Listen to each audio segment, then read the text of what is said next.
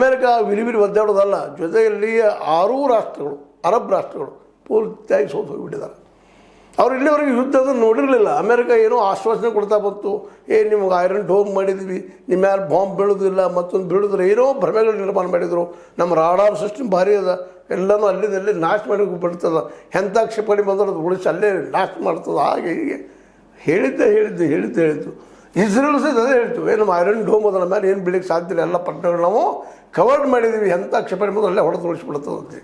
ಇವತ್ತು ಏನಾಗಿದೆ ಪರಿಸ್ಥಿತಿ, ವಸ್ತುಸ್ಥಿತಿ ಏನಾಗಿದೆ.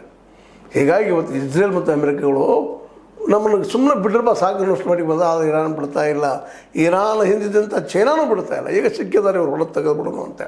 ಇಸ್ರೇಲ್ನಂತೆ ನಿರ್ನಾಮ ಮಾಡಿಬಿಡ್ಬೇಕಪ್ಪ ಇದನ್ನು, ಇದು ಯಾವಾಗಿದ್ದು ನಮಗೆ ವಿಷಾನ, ಇದು ಜೀವಂತ ಬಿಡುವಾಗಿಲ್ಲ ಅನ್ನೋ ಮಟ್ಟಿಗೆ ಬಂದಿತ್ತಿದ್ದಾರೆ ಇರಾನಿಗಳು.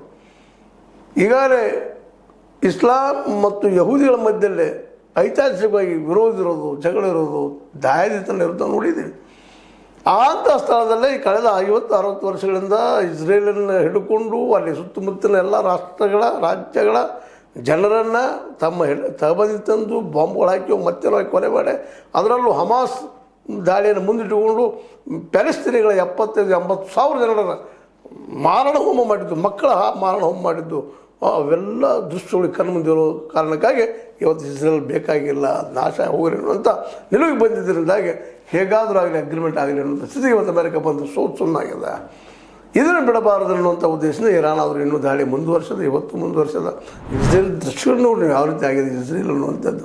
ಎಲ್ಲ ಪಟ್ಟಣಗಳ ಮೇಲೆ, ಅದರಲ್ಲೂ ಅಣುಬಾಂಬ್ ತಯಾರು ಮಾಡುವಂಥ, ಅಣುಬಾಂಬ್ ಇರುವಂಥ, ಪರಮಾಣು ಇರುತ್ತಿರೋ ಜಾಗಗಳ ಮೇಲೆ ಸಹಿತ ಬಾಂಬ್ಗಳು ಹಾಕ್ಯಾರ.